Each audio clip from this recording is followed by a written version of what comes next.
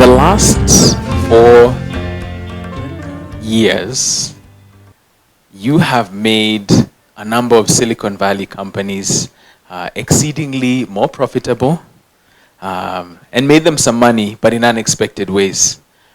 And the thanks that they give for all of the amounts of time and attention that you spend on many of these platforms in their earnings calls is through 3 interesting words. They call you and me rest of world.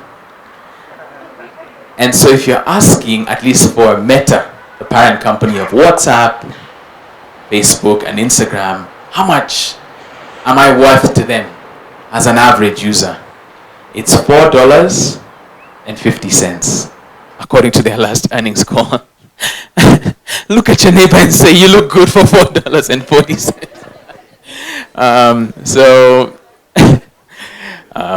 I won't do more of the look at your neighbor. I promise. That was the only one I had to get it out early and leave it where it was. But between Kenya, India, Mexico, and Nigeria, there's a lot of questions that we should be asking ourselves as we look to our role in the global economy as not just consumers, but as people who actually materially have something to contribute, even though that's not reciprocated in how we're described or how we're valued, globally speaking. So part of, for me, the thought with today is to try to take you on a journey touching on at least a couple of these countries for provocations and ideas related to ways that we see smartphones, the internet, and social media. Because for one part of that, at least what my team and I do, is we take a lot of what people are actually producing and generating on these platforms. So all of those tweets and a lot of those posts, and certainly a lot of the videos that people now will produce, all create metadata, right? They all create context. And there's an interesting shift that's happened, at least to our view, over the last decade or so. Now that TikTok has become really the global giant, set to be split up into sort of, there's TikTok of China, known as Douyin. There's TikTok for the rest of us. And then there's soon to be TikTok exclusively for the United States of America, as the big announcement has gone. But there's some implications and hopefully, like I've said, provocations for us to think about. Looking, I think, at a couple of the places we sit now. Like I've said, to Meta and to the world, we are rest of world, right? But there's unique things about each of our respective societies, right? For Kenya, you're in the home of mobile money, right? The originator, $1 billion a day across M-Pesa Africa, and many other exploits of which make us unique on the world stage, at least as far as payments, peer-to-peer, SIM-based, and otherwise. I think for Nigeria, what's interesting, as I try to see that color yellow on these interesting slides, I think is not just their levels of growth, but how there's certainly a lot of questions around who will be able to penetrate that particular society, be it a homegrown Nigerian solution or international or diaspora-led, like tech startups and businesses that will capitalize on Africa's most populous market. I'd say for India, at least looking at data, we'll mention a little bit about what Geo Industries and Reliance Industries, I should say, and Geo did there, and if there's any interesting parallels for us. And then lastly, I'd say for Mexico, for me, I have seen glowing remarks from TikTok around the place that Mexico holds in their view, with just how much a core part of their society that is. So what my team and I do typically is social media listening. So, name a topic, name a subject. If people are complaining, commenting, or discussing it, there will be ways and means responsibly to access public data. But these pipes are shortening.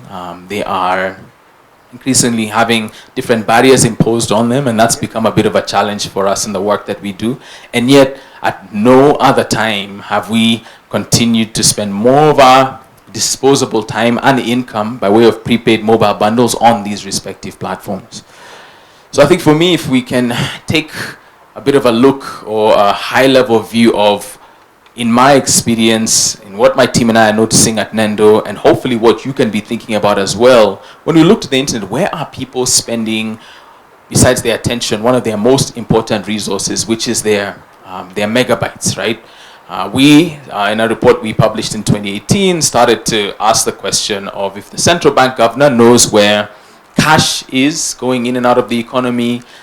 If you have remittances, you have all these different forms of how money, income, economically speaking, represents supply, demand, and otherwise. What do we say in a world where one of the constraints that's still here is mobile data? Meaning, Netflix had said, I think years ago, that they competed with sleep, right? They weren't competing with Paramount Plus or Disney Plus or anyone else. As long as they could keep you on and ask you, are you still watching, and keep it moving, that's all they needed to do. That's who they were competing with, just them versus themselves. And they've made many great exploits in that domain. But here, you had people who wanted Netflix, right? Had the time for Netflix, but didn't have the mobile data bundles for Netflix. They had mobile data, period. But the actual ability to get on there and stream that was a problem. So I don't know if you know this, but there's only one country in the world where for a period of about 3.5 years, Netflix was free with an asterisk where terms and conditions apply. And you're actually sitting in that country right now. That's right. Yes. But it might not have been for you and for me, that free version. So the free version of Netflix had some terms and conditions. It was an actual step below standard definition. It was an extremely limited catalog, right? And even then, it still was not as successful as they wanted. So they actually tried something a few years after we published our report to say, look, when you take out the actual barrier to paying for the content itself, you're still left with a pretty big one, which is the question of, I'm still paying with my mobile data bundles, right? And so when you think of it with that lens, then people now make, I dare say, in the presence of behavioral scientists and behavioral economists, purchase decisions, right, around where they're actually going to spend time on these websites. And so for us, and I tried to validate this across all the different markets, we've seen this to be at least partly or completely true across all 4 that are represented here. And we started off this with Kenya, and then later would export a lot of this thinking to some of the work we've done across 12 different African countries, and now some 20 and counting, which is one such. So we used to call these the 5 S's of the internet, and then the alliteration and my love for that broke down the more we kept adding to this. But search shouldn't surprise us. It's one of the sort of key gateways to the internet. For us, what was an interesting surprise is that when you look to cyber cafes here, which still have a role even in 2025 and beyond, you would find that cyber cafe owners, in our experience, weren't happy to put Google as the front page of the internet on a desktop experience. And that's because it was intimidating to first-time internet users. It asked you, where do you want to go? Assuming you know. And so most people didn't. And so they sort of needed a bit of a helping hand. And so people would wonder why, for many years after a slowdown overseas, why Yahoo was still popular here. And one of the reasons was because if you walk into a cyber cafe, well, Yahoo is going to give you American celebrity culture and sports and stocks and all manner of blue links that you could follow. And so for some people, they were still registering for Yahoo email addresses many years later and still searching with it a long time past that. Because your cyber cafe attendant, one of the few places you could go where you had unlimited, uncapped, only time-based mobile, or rather an internet experience that you didn't have to pay prepaid. That's one of the reasons why, again, it was still around. Now what we're seeing now is that ChatGPT, for instance, is, I wouldn't say in any material way threatening Google, but certainly bringing a bit of a battle or contest there.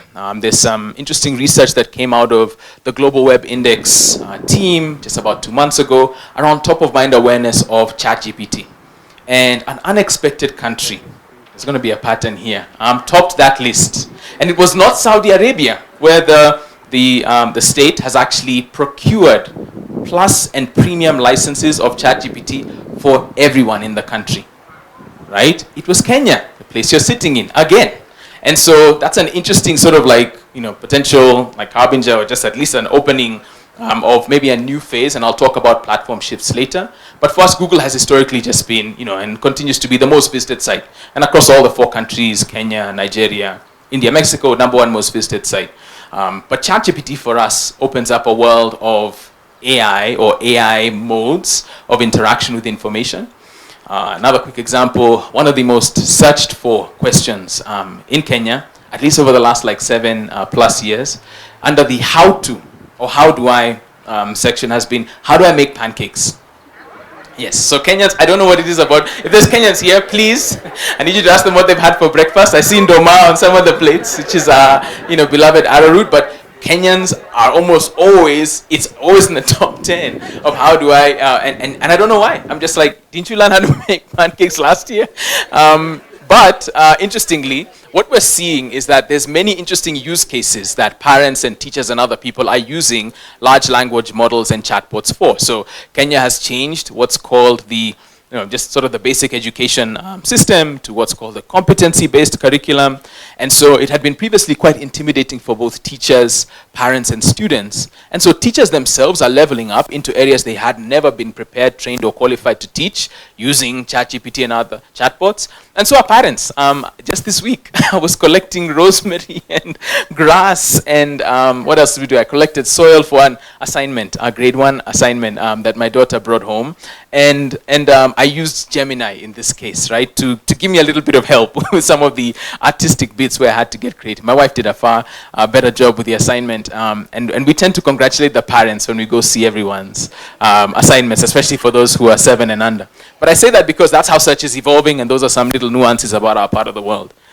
The second is sport. And so what Nendo discovered, and this is true in Nigeria and Kenya, less so in Mexico, and less so in India, but I think it's still there, maybe just not apparent in the same ways. So the English Premier League has a vice grip on the minds of billions of people globally.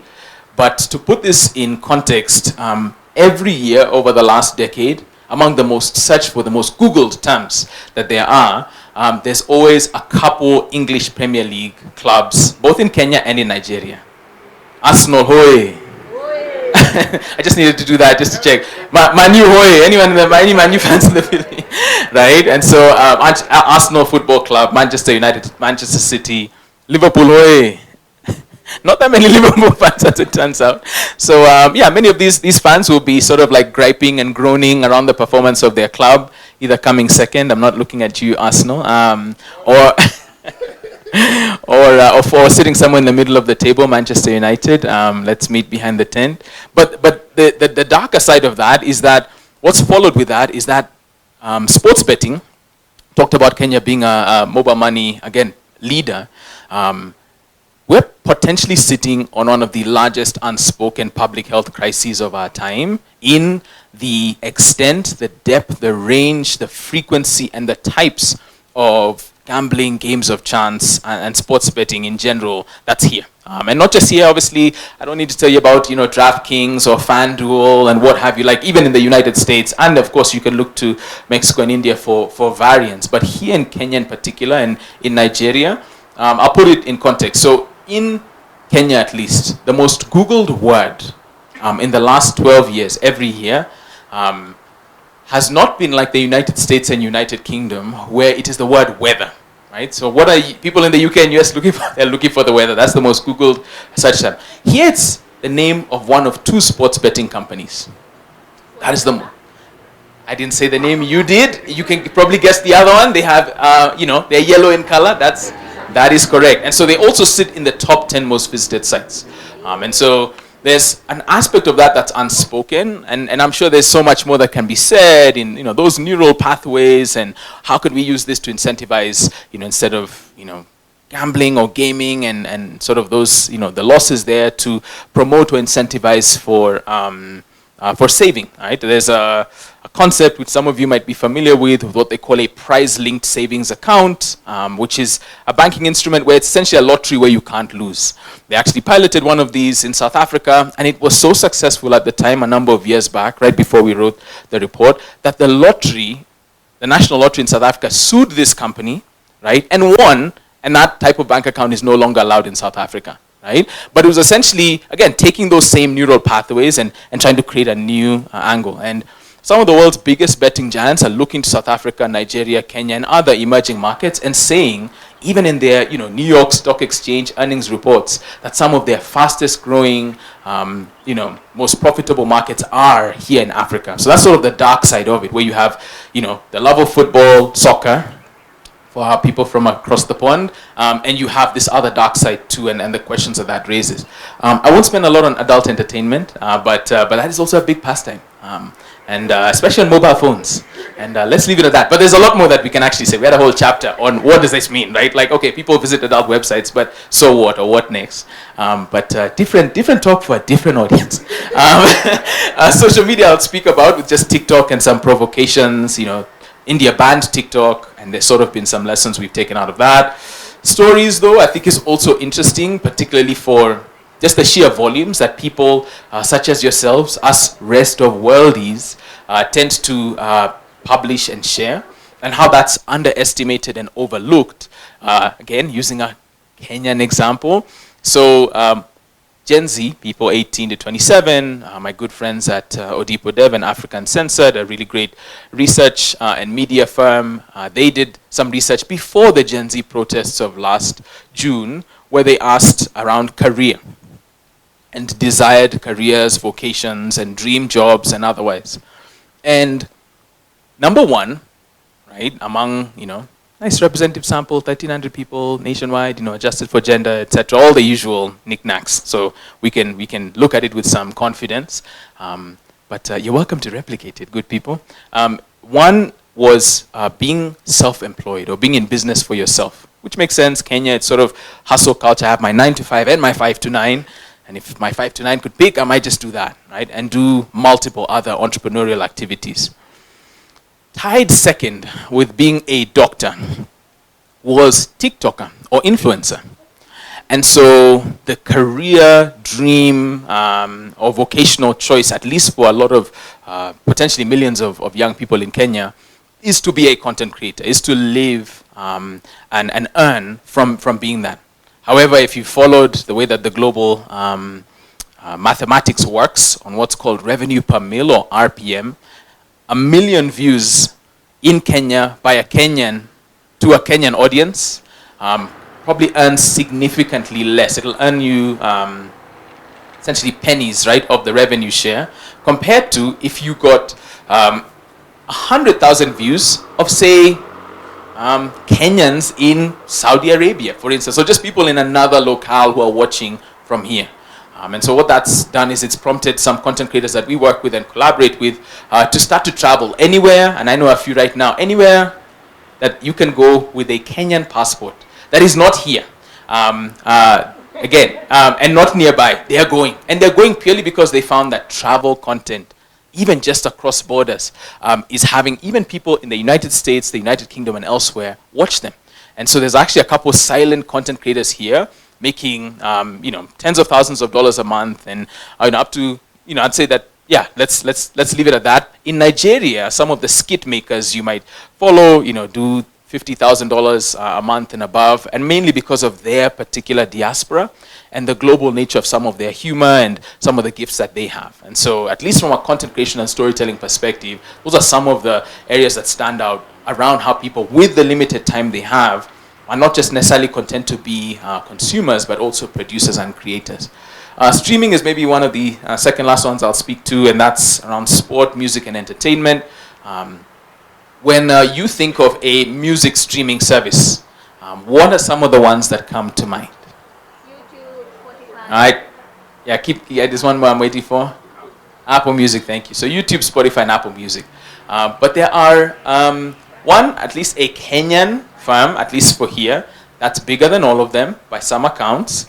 And there is a Chinese firm that has the largest music streaming app, at least one of the largest on the continent. Does anyone know what that service is? Who said that? Yes. Okay. Should be like, not Michael. Anyone but Michael. Boomplay. Has anyone here heard of Boomplay before? Right. So I think the interesting thing with Boomplay is there's a Chinese firm by the name of Transsion Group. So they make hardware, which is your Techno, Infinix, Spice, and itel devices, right? And Oraimo, the sort of like accessories brand. And so for them, they want content a few years ago to stop at hardware. They wanted to ship software as well. And so they tried a number of things. They actually had an app that almost beat TikTok to the role that TikTok has now. Brownie points for anyone who knows what this app was. Yes? not WeChat, Vskit actually. Yeah, and so again, some people don't know it, but there was a neck and neck race, and they were basically saying we'll do better than TikTok because we're going to have it come pre-installed. But the idea there, at least, is they had worked really hard on compression and mobile data specifically to cater to sort of some of the constraints that we have in this part of the world, and doing that not just with the hardware but with the software as well. And so the idea with at least looking at streaming, when you think of music particularly, is you have platforms like mdundo.com, which is a Kenyan and East African, actually it's a Pan-African firm, started in Kenya, probably active in 3 to 4 countries. The strange part is they're listed on the Danish Stock Exchange, but they sit here, right, and they do music streaming, right, and then of course you have Boomplay, who are a Pan-African giant, who again are Chinese-based and bigger than YouTube Music, at least Spotify, Apple Music. You can even throw in SoundCloud in there, and they're still bigger than them. And again, unexpectedly, mainly because of one, the dominance of coming in through the devices that they actually produce, and two, with some of the compression techniques, even some of the small virtual currency pay-as-you-go models that they have to make it available for you to snack on bits of music, download offline and otherwise. But the strange thing with streaming, at least for me, if you follow the news, is that yeah, Kenyans love to illegally stream things. I'm not. It's neither good nor bad. Again, we're not here to judge. I'm sure Kenyans want to pay for their streaming. Just don't ask the people at MultiChoice or DSTV or Canal Blue, who right now are trying to figure out what ways to make this more accessible. But that's sport, which is oftentimes illegally being streamed, and entertainment. But what surprised me is seeing not just these seedy websites that pop up with lots of infinite, whether it's malware, all sorts of warnings and intrusive ads. But what surprised me is seeing that there are actually a couple of Tanzania and Nigerian websites that are now saying, well, why don't I get in on the action too? I will find and make my own illegal streaming mini empire. And it might just be that they're not actually from those places, but at least a small bit of internet sleuthing showed us that. The last one is AI, and then I'll move from the map towards a couple of provocations, and then we'll end after that. But for AI, I think what's interesting to us is that LLM adoption I talked about earlier of chatbots just in everyday life. For me, I think we won't really discuss this topic until they work offline in low or no data environments and don't consume and obliterate battery life. I think once they solve that for this part of the world, I think we can have probably a very material conversation on sort of scale and reach and otherwise. But for now, we're probably playing around with everything that can be played around with, from Perplexity to AI-based browsers and Claude, Gemini, Copilot. People seem to really like Grok here for some reason. In Kenya, we have all sorts of interesting case studies of how it can actually speak vernacular Kenyan languages as well. So we often give it like these interesting experiments to relay the news in different ethnic languages from Kenya. And it doesn't do an outstanding job, but it does a better job than most people expect. So that's sort of the consumption map. And so I think for me, just looking at that, like I've asked, there's questions, right? Questions that this type of conference, this type of collective has the opportunity to solve. When we look back and we see some of the last few platform shifts, of which I think the mobile phone is one of the biggest ones. Nendo, we like to say, I think the motorcycle, and we hope soon the electric motorcycle to some degree, and the mobile phone are sort of two, at least, of the last 25 years that have had a pretty big impact. If we look to right now what's happening on mobile phones, and I mentioned about Geo, for instance, with just a real breakthrough that happened in India, there's a question on these super apps, so just the opportunity to have some of those happen here and work in low to no data environments. I think for us, M-Pesa has been around a long time, and if anything, they're sort of like a really trodden and spoken story. I'd say, we're kind of still waiting to see what's next. The big question I tend to think is the elephant in the room is they charge some really high fees, maybe obscenely high. The type of which, when most people see the actual figures for themselves, it's really alarming. I think we did some comparisons between during COVID when, and we weren't the only ones, I think Caribou Digital did something as well, when you could send less than 1,000 shillings, approximately maybe $7.5 for free, and just how that rewired behavior around just a freedom to transact for people. Right now, I think you can send less than, I think it's like 7 dollars. I think 100 shillings or less is free to send. And even then, it's not to say you don't have fees everywhere. But for us, despite it having, again, I think across Africa, you had all the remittances and cross-border work that they do. I think it's over $1 billion for M-Pesa Africa, which is part of the Vodafone group. But for Kenya, I think daily it's 101 million shillings, which is, again, impressive. But when we look at the fees especially, that's the place that we'd like to see and invite some of the most interesting either disruption, and I think it's also one of the unexpected or expected reasons why cash remains relevant. You can play a game passing around 1,000 shillings here, it'll be 1,000 at the end. It doesn't work that way with M-Pesa by any stretch. And so that's maybe one part. And also what you can layer on top of this agent network. I think many people have tried, but that as a distribution mechanism, when you look to challenges like health, education, and otherwise, anything to do with commerce, I think multiple people have tried. These are one of the ones where we sort of ask that provocation of, okay, the phone is the bank, and this is the agent network, and the SIM card is also part of this social network of how money moves, so what comes next?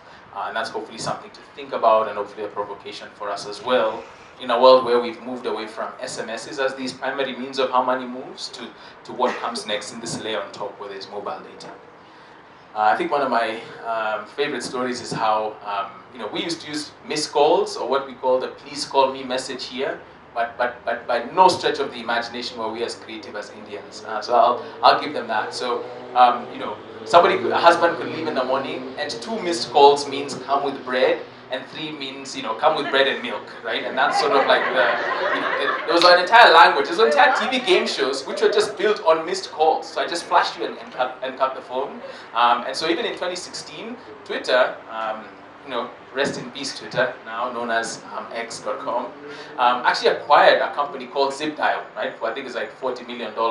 And that's all that they did. They basically had very sophisticated ways to use missed calls for different ways and means. And so while that was an interesting pioneering approach, Reliance Industries through Geo and a breakthrough of a device running something known as KaiOS, and then very, very accessible and low-cost data, saw hundreds of millions of Indians shift towards 5G, very accessible, very affordable devices, where data now, essentially, the floor fell out from everyone's feet. And for me, I've been praying for years. I don't think it's going to happen, but I've been praying for years for this type of disruption somewhere on the African continent. Because I think if there's somewhere that needs it, is this idea of what happens to a society when you remove the constraint of at least data, right? And make it from the hardware of the devices.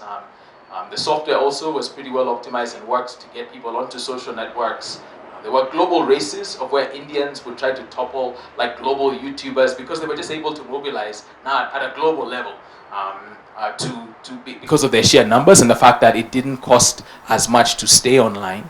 And so this is for me a crystal ball of what happens in a society, even the sophistication in e-commerce and other payments aspects, I think comes on the back of this, which is a breakthrough from hardware, the mobile network operator side, software in some small degree, but also just sheer, network effects. And I think, you've got, I think, as of now, almost like 150 million plus, 5G plus people who previously were not necessarily using what you would qualify as a smartphone. And some people even argue now that type of phone isn't a fully fledged smartphone, like it can't necessarily multitask.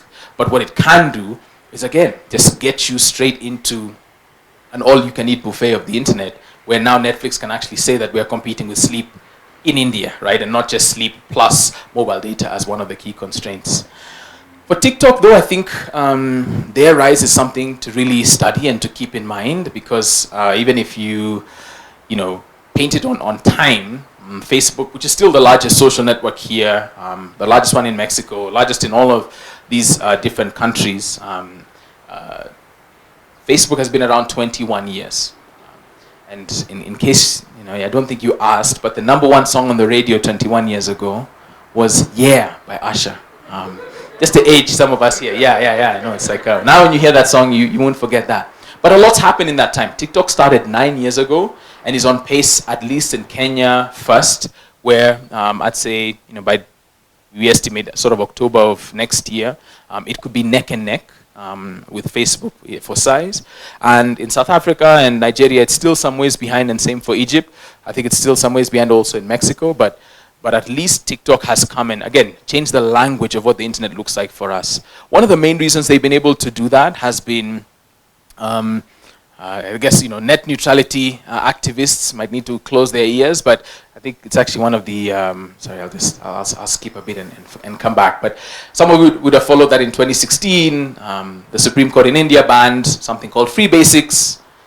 That sort of sent Meta, the parent company of Facebook, very aggressively to meet with our regulators and meet with our telcos and essentially make sure the same thing doesn't happen again. So they were one of the reasons that people enjoy or use Facebook as much until now, even though you might say, I don't use Facebook anymore, is mainly because it's free for many people, at least Facebook Lite or Facebook Zero. Meta is picking up the tab from the mobile network operator. But across Africa, I'd say that it wasn't just Meta, right? So TikTok, for example, right now, their biggest barrier has always been that this is video. And video chews through and disrespectfully consumes with very little agency given to you for your mobile data plan or bundles.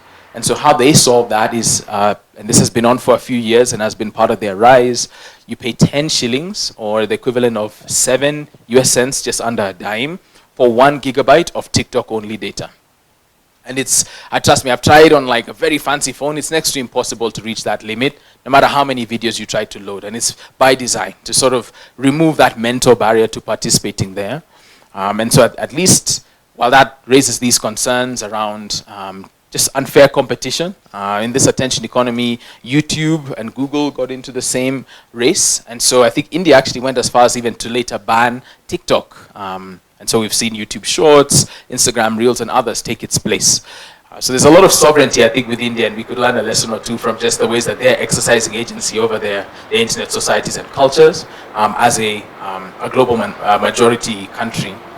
And at least being able to stake a claim, even though some of these are geopolitical battlegrounds and issues. And I'd say actually with AI, particularly between sort of DeepSeek and all the Western AI platforms, that's why I mentioned, like, whoever beats this race with hardware and something that works in low data or no data environments and doesn't obliterate the battery, that will potentially be a real game changer when that's built, shipped, sent, and becomes a part of everyday sort of like device life here.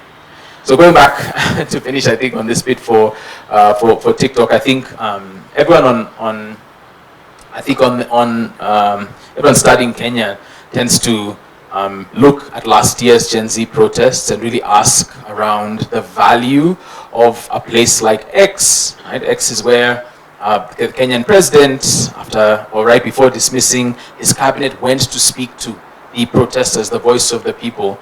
But in our view, from what we're able to count, we saw absolutely meteoric numbers on TikTok. We actually think that was the place to speak to activists and to the digital citizenry who are mobilizing. And so for us, we counted at well over 2 billion views, numbers that we just haven't seen from any other social media platform, for just some of the global reach where Kenyans were intercepting global American streamers and getting them to say reject the finance bill. People like iShowSpeed and anybody who's like a big American streamer.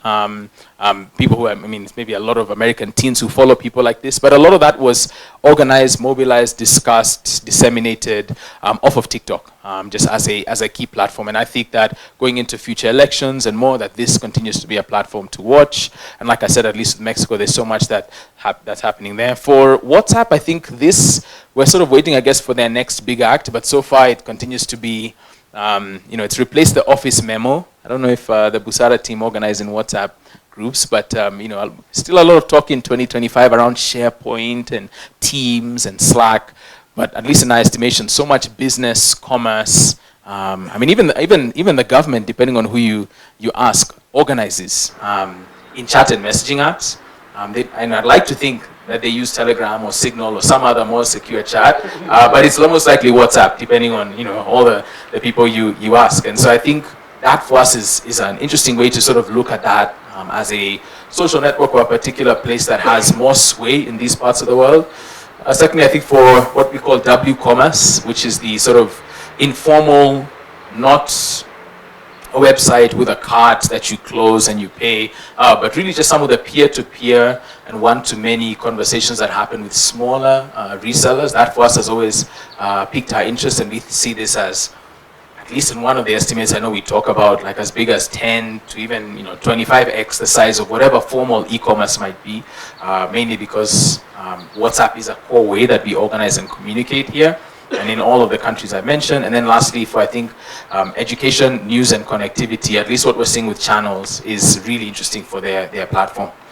So I mentioned this, and I think one of the core questions with this rest of world idea is that as they withdraw the pipe of access that maybe researchers like myself and my team use, I think Kenyans, Nigerians, Indians, Mexicans, and a lot of people in the global majority of countries are looking to this as an economic lifeline. We've watched very fascinatingly as the virtual currency inside of TikTok has been used as a means of not just support, but really as an economic lifeline for some. There's some streamers that we've met who, whether you judge them or not, one of them at least drives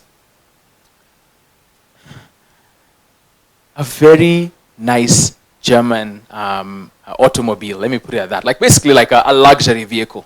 But if you look at where he streams from this very tiny corner and sort of has this particular look that he puts onto his streams. I wouldn't say his name, but it's it's part of this almost act, right? That's there, where there's people all over the world who continue to send support and sort of help him, and he's sort of presented this persona that people have really fallen in love with, and he has to sort of keep that going for some of the audiences that he serves, because he's not just looking to get views from, say, Kenya, because Kenyans will watch him, but they're not necessarily going to get him paid. And so there's this entire set of ethical questions that sort of come with audiences that can pay and have credit cards and have disposable income, and people in markets like here, which is why I mentioned that there are a few content creators traveling. There's one I know who's just finished this very interesting YouTube series in Papua New Guinea, a Kenyan. And again, you're just looking there and you're seeing, okay, this is 20,000, 50,000 views, but the revenue off of that is, again, in aggregate, tens of thousands of dollars. And all that she had to do in this case was make sure her connections are good from an airline standpoint, make sure she doesn't run into any visa issues, of which if you're young, single, female, and from this part of the world, you're almost guaranteed to have some visa issues. And so it's finding places where you can actually travel and then create content from there. And again, most of the people viewing and interacting with her are not from Kenya, and that's by design.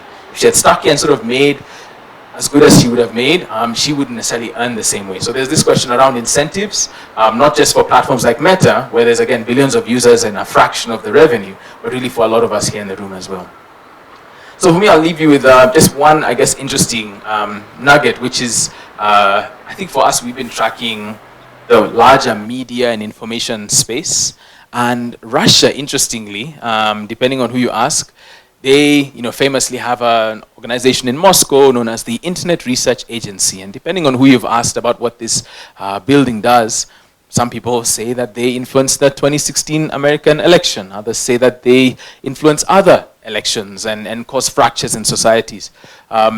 There's been one interesting organization from here, allegedly, right? This is all in the public domain, that is an African-led, African-owned, Africa-focused newsroom, purely focused on African issues, but having a particular desire to poke at democracy, to poke at the West, and to poke at ideas around sovereignty, particularly those that relate to America and the United Kingdom, Europe, the G20, etc.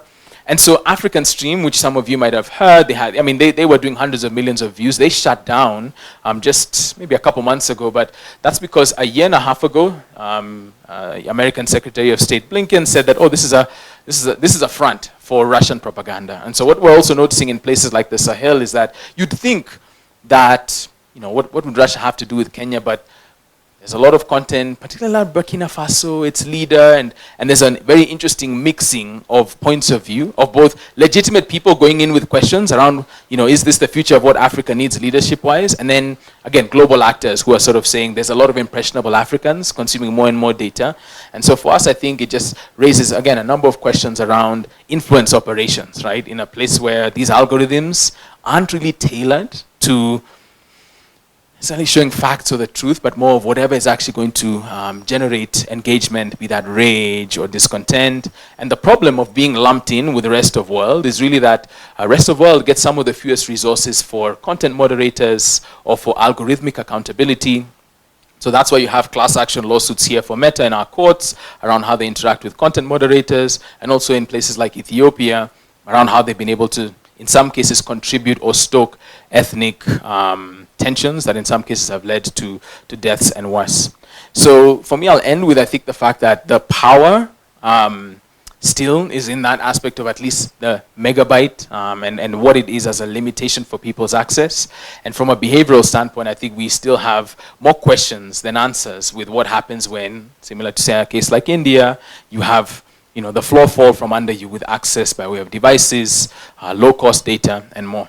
And I think for me, the traditional media side here is also one to keep in mind with, depending on the journalists you ask, people know that there's the news, they'll watch it on occasion. In fact, the reach for some parts of at least television is almost better than it's been in quite a number of years, particularly in the evenings. And that's because the television in some cases won't ask for you to pay with megabytes, right? You turn it on, you leave it on, and that's sort of where your work begins and ends. But they're struggling with advertising, right? Which again is going to a lot of the social networks in particular. So my view, I think, hopefully, is that there's a number of cities now, to keep in mind, not just your Nairobis and the big urban centers, but, Bangalore, Guadalajara, Mombasa, Abuja, you name it, right? Pick a city, pick one of the 4 countries.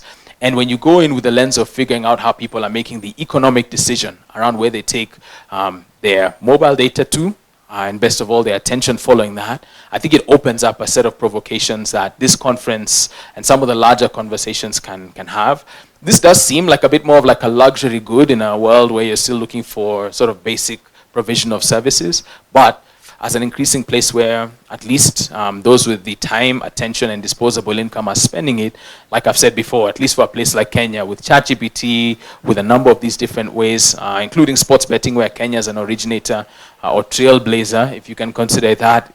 There's questions on what the future set of business, behavioral interventions, nudges, or ways where we can actually use these as a springboard for potential programs, projects, or certainly experiments, and maybe trials can come from.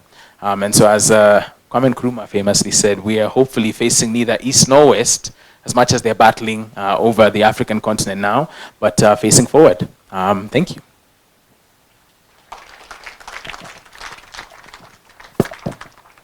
Yes, I'm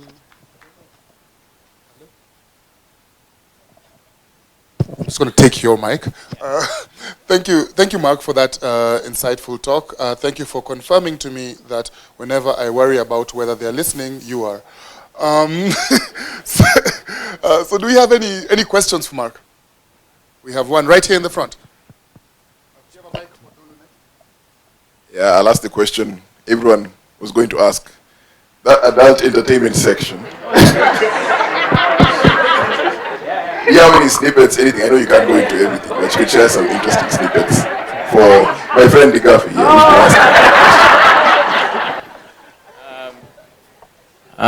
The question on everyone's mind.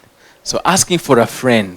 Yeah, I mean, I think, wow, okay, where to begin with this? I mean, there's a consumption part and there's a creation part, right? And so I think consumption, there's not as much to say apart from, yes, the ability to access adult entertainment for people is increasingly just a place that they're spending their time on. I'm like, where do I take this? I mean, there are, and I want to clarify, there are safe for work. Underlining that, reports around what people are searching for and a bit of what some of their preferences by way of sexual expression, gender identity, and broader aspects of what's being consumed, from even time of day and so on and so forth, to place, to devices, to search queries. So there's a lot sort of to unpack there, which I don't know how to paint in broad strokes, if I'm being honest, not getting like pretty precise. What I'd say is actually just as interesting is certainly since COVID, and with that aspect of streaming, this aspect of streaming of adult, by adult content creators, right? And so even in Kenya, there's a number of them, some who are quite private and quiet, so sort of exist as everyday Joes and Janes in society, and then there's those who are very clearly and unashamedly, again, sharing that this is what I do. This is how much it's earning me. You can see me, again, earning in US dollars and so on and so forth. And it's interesting. And you have OnlyFans, you have a number of, again, global, what are called campsites. And so you have an entire shift even around sex work, particularly camera-based sex work that we could talk more about. but I'll say that because again, I'm just a researcher, a person who's I get infinitely curious, and so sometimes you know where you're trying to go, and other times the internet and data will sort of guide you to what seems to be, again, not something that's just a flash in the pan and something you pass, but something which clearly has an economic side to it, behavioral aspects to it, and certainly supply demand, and there's global sides to this as well, that especially during and after COVID have seen a number of people again see that as part of a global pastime, or even form of economic empowerment and employment. Yes. All right. I hope I've answered you well enough. All right. Okay. I did my best. I think the rest you can ask, as Kenyans say, behind the tent. Yes. Dolu, you had a question. All right. Thank you very much for the talk. I think what I found very interesting was the mobile data question and how that creates a digital divide. That's something that I've been working on for the past year or so. And we've been trying to innovate around escaping the mobile data problem and trying to create alternative ways to make people access the internet. My question is, how much of this do you think is the future, for Africa? Do you think that, because it's a very limited, when you want to escape the internet proper, it gets very limited. You're using SSD, you're using voice and things like that. How much of that do you think is the future, or do you think we just need to create the economic conditions to bring people into the global circle, basically? Great question. So I think something that didn't make the talk that I had told Michael about was how a few years ago I was engaging with sort of the Wikimedia Foundation, Wikipedia as well, around why aren't there more Wikipedia editors in these parts of the world, and specifically in some of our native languages, right? So why aren't there more Swahili editors based out of Kenya, or Yoruba, Igbo, Hausa, etc.? And what I found interesting at the time is that, again, a lot of it was mainly English. You had diaspora, you had Kenyans around, and I promise this story is going to answer your question. But a couple years later now, with the rise of TikTok, something I've seen is just now that people can do it through video and can speak and share and interact in that way, we've just seen a real uptake on sort of the vernacular and ethnic language side, which has really surprised us. I mean, we've been talking about it. We have a phrase at Nendo, we call them mashinani mavens, and sort of research trend agencies. You always have to coin some sort of strange term for whatever you're noticing, but these are people in rural and peri-urban areas who are working really hard to commune and convene people in those languages from different parts of the world. So I think back to your question on the digital divide, at least, one of the questions I ask is, again, so similar to that, what's that next platform shift? And is it a breakthrough in terms of video or voice, and looking sort of oral history across Africa, and the fact that that's been a core way that we've told stories, interacted, shared. We, when talking to some of the large podcasting companies have shown them people who would never describe themselves as podcasters, but are doing everything that they tick every box for what podcasting is, and they do it on a completely unexpected, sort of platform. But they have the format, they have everything sort of together, in places and spaces like TikTok and elsewhere. And so I'd say, yeah, I mean, I think for me, there's, like I said, there's the mobile network operator level, which is I didn't talk about the speed, but there are still some countries where there's not necessarily enough competition, and so the price and speeds aren't what they can and should be, especially when adjusted for income. I think there's the Alliance for Affordable Internet have done some really amazing work around how many days an ordinary person has to work to afford a smartphone, right? And what does that look like between men, between women, different socioeconomic classes, and even when they afford the smartphone, how long do they have to work to afford 1 gigabyte, right?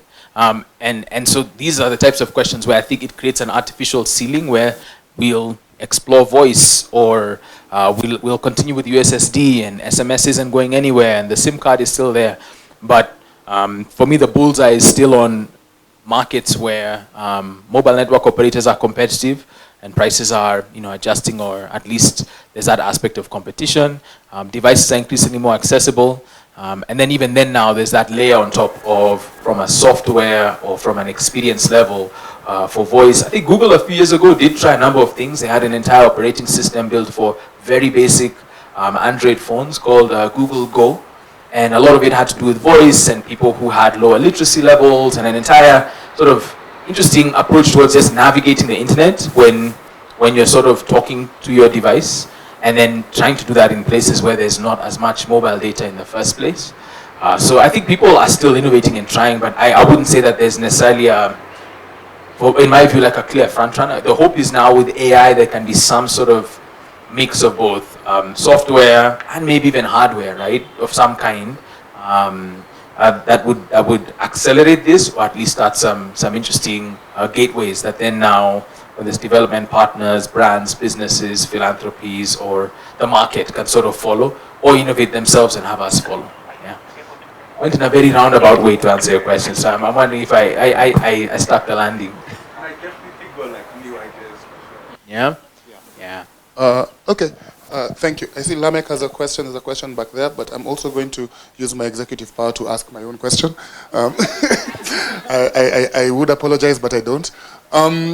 So I had a question around the algorithm. So this algorithm is very self-serving, like you spoke about stuff like rage bait, where people are just doing what it takes to get the views, not really considering the consequences. Is there anything, you have a room full of researchers who think about systems and how to change systems. Is there anything you think that can be done to kind of mitigate that within the same guardrails of, obviously people are like, want to make the most money, want to get the most views, but is there anything you think can be done to kind of make the algorithm, I don't know if the word is kinda, but like more accommodating and less, because you see what something like rage bait does to people on the internet, right? It's like, oh, you fell for rage bait, well, don't get me mad. Like, so what do you think happens there? Yeah, that's a big question. Capitalism. Like, I mean, I think, Wall Street wants growth, it wants numbers, it wants higher average revenue per user, it wants, you still have the growth at all costs sort of incentive, right? The marketplace incentive from many of those platforms. And yeah, I think, monetization on Meta is maybe about a year old so far here. When Elon Musk took over on X, he obviously, fired the trust and safety team, rebuilt the algorithm in his image, among many other, I think, exploits. And I think what we've seen, I'd say TikTok continues to have at least one of the most, I guess we'll wait to see what the America instance looks like, but that's why the algorithm has been such a big point in these sale talks, because it's moved from what you call the sort of like the friend graph, right? Mark and Michael are friends. I want to hear from my friends. I want to see what my friends are interested in, to the interest graph, right? Where there's some people, like for some of the Kenyans I could name, and this might be Greek and this might be the wrong audience, but if I said something like, Ekonene, right? Like, even if you don't actually like subscribe to this podcast I'm referring to, that's his opening catchphrase, right? And he gets views whether you sub or not, whether you like or not, whether you, because for him he's writing the algorithm and some of the interests and ways that it's picked out and is cultivating an audience for him. But yes, you're right. On the dark side, yeah, there are people trafficking explicit material, and explicit not just in the adult entertainment sense, but other senses, and getting paid, right? Getting residual fees for some of that, on some of these social networks, and that's the algorithm, right? Feeding and passing it and distributing it through to certain audiences at the behest, or like just desiring attention at all costs. So I mean, algorithmic accountability is something that we've been in for like a couple of years. We've written reports, we've done interesting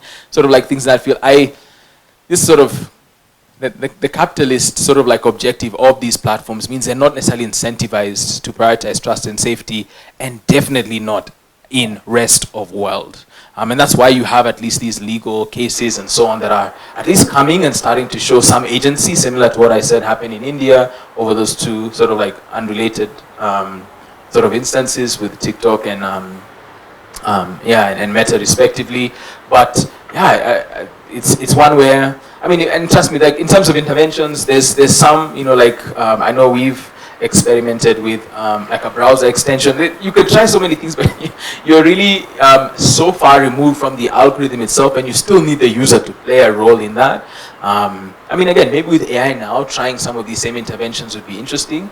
But yeah, again, it's the incentives, particularly around growing time and attention, and then on top of that, just maximizing engagement at all costs means that we're going to continue to be susceptible to some of these, and there's not that many disincentives for this, because they correlate to actual like potential shareholder value at the expense of societies and some of the harmony that's there. And some people would argue that these societies would be at disharmony anyway, and there's a level of agency that they have in stoking these sorts of like narratives. So I don't like to also think that we're sort of at the mercy or fully resigned in terms of like our fate. But yes, there's definitely a sort of David and Goliath battle there with trying to address the algorithm, when the algorithm doesn't owe you that. Yes. I think I can go first, and it's not really a question. So what I observed is there's this surge in uptake of this social media and AI, especially over the last 10 years. And coming from a behavioral perspective, what does this mean in terms of how we as human beings, what influence does it got on when it comes to how we make decisions? And when it comes to like long-term use of this platform now, especially Michael mentioned with the algorithms, I was thinking now, does it have like an impact with our cognitive capabilities in the long term? And also, Keep going. No, I want to get my iPad to write down what you're saying, so we can take all the questions. And also tied on the algorithm part of it, because if you're a user of this social media platform, it's most likely to show you what like a type of content that you love. Mm-hmm. So what does this mean when it comes to like, while it's good when it comes to creating awareness, but this could be a problem, especially when you want to push like propaganda on the internet. So, which is a huge tool in the political space. So, is there anything to do with like the ethical use of this platform, including the AI? Yep. Thank you. So we're just going to take all three questions. That's why he got his iPad to write them down. Then he can answer them at once. You can go, and then Rhea will go last. I think this connected to the question that was just raised. It's on the ethics of it all, the research that you get to do. This deals in data, and to an extent, users, for instance, a user of the adult filming feels some sense of privacy when they're doing so. Or maybe texting and things like WhatsApp. Do you think about privacy concerns? And do things like incognito mode or encryption that is promised by the provider, something that helps in that regard?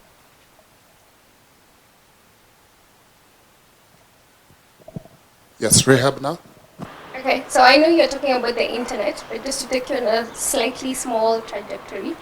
SMS has been, I would say, a very attractive platform for businesses, especially those that are trying to target rural populations because of its reach and cost, low cost. But for some of our work, we find SMS very difficult to design effective interventions. And we're not sure why. We don't know whether it's that people receive so many messages that they can't pay attention, or there's just so much noise on the mobile phone, basically, that they're not able to pay attention. So is there anything you can say about SMS use, and whether should businesses keep trying to invest in that, or do they just forget about SMS?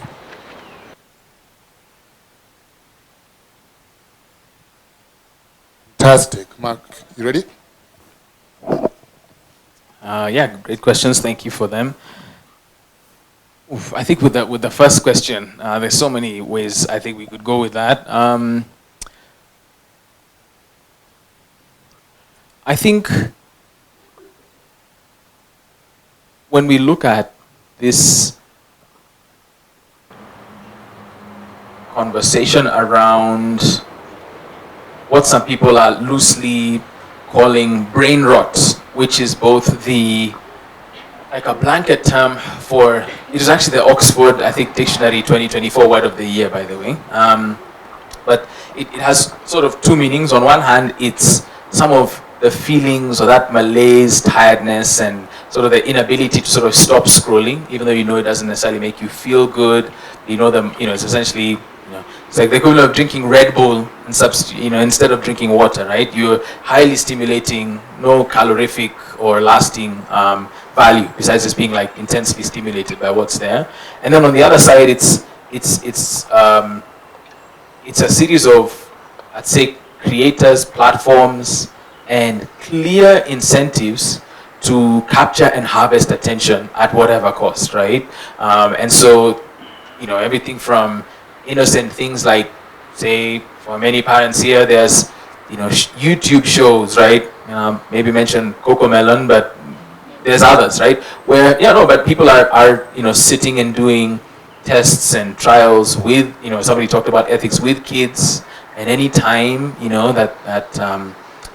during some of the testing of some of these episodes and songs that any of the kids look away, right? We're going to go back to the edit suite and edit those to essentially still work on arresting their attention even more, right? And these are essentially like toddlers, right? From the saturation of the colors to the repetition of the sing song, to the wavelength of the sound. There's so much in there, which something as simple as, hey, I just put on nursery rhymes for my kid. How hard can it be? To, that's seemingly having a bit of an effect on them. And some people argue that some of these types of levels of access can delay speech or certain like growth and development milestones. So I just say that because on one hand, we as adults will responsibly, we would hope, right, we're still susceptible to the same challenges, like use these platforms. But for decision making, I mean, some of them are trying to postpone, delay, or defer decision making, right, in favor of let's keep scrolling, let's play the next clip, let's have you continue to sort of like spin and walk through these short form videos. So that's definitely a part where the early adopter status and the just that thirst for knowledge that Kenyans have, or many people across the world might have, can be used against them to the degree that you're now contributing again to that rest of world share price. We're getting very little back in return by way of your time, attention, or even stimulation and value from the subject matter and content. And yet in the moment it feels so arresting in its design that it's difficult to actually stop. So I don't have any solutions for you, but that's just one to just sort of say that's one of the larger sort of questions out there around we can adopt these, and so how are they inhibiting or supporting some of the decision making, and what do younger members of society who are now more native to this, at least certain socioeconomic classes will be more native to having almost perpetual screen time and access. I think even in places like China and Korea and parts of Asia, they've had to have like Ministry of Health, Ministry of Education programs for kids to get sunlight, just to reverse like myopia, because you now have a generation that their proximity to screens is just leading them to, again, develop you know, eye health issues, right? And so you have basically all these larger questions around that, just with a world of abundance of screens. And even if you look at, well, you should also read the other side of the argument, like Jonathan Haidt and some of the work he's covered in the anxious generation for mental health, self-harm, anxiety, depression, suicide, and the impact, at least, of social media. Like I said, it's only one side of the argument, but it's somewhat persuasive, but not fully cause and effect. And then you ask now the question for our part of the world, right? And that's why for me I talked on things like gambling, because when you look, I mean, we've seen minors who are, you know, participating essentially in that, but using sort of some of the free-to-play options.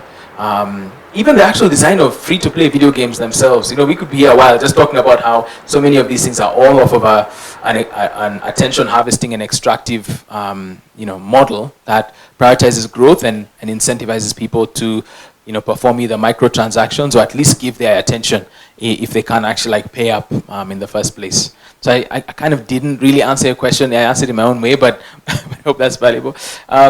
Ethics-wise, let me clarify. You know, Nendo is not Cambridge Analytica, right? We aren't doing any of the work that I'm being for real, right? Because it can sound like we're doing this type of work. We don't do any of the work that, you know, members of like our intelligence community do, right? Or at home and abroad or wherever, whichever country you serve in. That is not the work we do. So we're only using public data, and that actually means that it's data that's been, again, put onto a social media networking platform, so nothing that's end-to-end encrypted or nothing on people's smartphones or any sort of like privately held messages. There's a lot of like, you know, face-to-face, there's quality, you know, and with all the ethics checks and balances and you know, ethics review boards and requirements met. So I just say that because it can sound kind of unethical with these conclusions, and it can be like, oh, this guy does some really strange, you know, types of things for work. But yeah, so when you ask that, yeah, when you talk about incognito and encryption, I mean, you know, encryption, I think there are levels, but these levels create friction, right? Like there's a certain type of device, you know, you could have, right? That's not a sort of stock Android, and it's not an iPhone either, that would sort of be a more secure device, right? I mean, not telling anything you might not already know. And it's not the only one, right? There's a certain type of device called a black phone, right? That's one of the sort of global providers who make a particular variant that is, quote unquote, more secure. Right? You could choose Signal over WhatsApp, etc., etc. But even then, there's still some potential gaps, and that's what a lot of those secure bug bounty and bug finding missions, and of course, there's an entire, you know, surveillance industrial complex whose work is to try to penetrate and to surveil much of this anyway. And so they work just as hard as whatever other measures are in place besides VPNs and encryption and. But yeah, I definitely say an incognito window is not doing much except not saving it to your browsing history. So yeah, your ISP can see that, your employer can see that, and so on. So I hope I've answered that. And then for SMS, yes, yeah, fully agree. Wow, I don't have any conclusive like views. I think one of the things we think about is like a hierarchy to SMSs, and at least in somewhere like Kenya, for instance, M-Pesa being like at the very, very, very, very, very top of that, where the attention people pay to that particular line of messages and SMSs over any other, right? Someone with an iPhone 17 Pro is still gonna be checking those SMSs for M-Pesa, right? Like, because that's where the money's at, right? So down to, of course, like a very big, if you know, revived a Nokia 3310 from the dead and brought it to life, there would still be a way that SMS would still have value. I think for me, without speaking conclusively, the part that I often wonder is that basic phones run out of space for SMSs rather quickly than we tend to keep in mind. And so the number of, I'd say, scammers and sort of the gray market for people who trade and traffic in people's phone numbers for broad-based SMS blasts means that any intervention trying to compete where M-Pesa's at the very top, and then there's a series of scammers whose whole job is to look like M-Pesa, right? And they're the people who keep people on high alert. And then you just have everything else, including like this whole gray market area of unsolicited text messages and communication. So I'd say that again, I don't have a conclusion apart from the constraint I find and empathize with, for say farmers or different categories of people, is how quickly these basic phones fill up with just SMSs, period, and how tedious it is to try to sort of clear space there. And then on top of that, there's new programs and projects which are asking to SMS you, and many of whom are not even asking your permission. You paid by M-Pesa, we're SMSing you. And of course that ended up also being like a part that's from an, privacy standpoint, a bit frustrating for both parties in that people want to reach you with meaningful content. And on the other hand, you just have people who, again, don't either have the space or some of the limited attention for that as well. Yeah, so I have not answered your question either. Yeah. Oh, I have? Okay. I was about to say, what am I doing up here all this long now? But yeah, thank you, everybody. Really appreciate your time and attention today. Big round of applause for Mark. Mark Kaigwa from Nendo. As you can see, they do a lot of work listening to us on the internet and figuring out what we actually mean.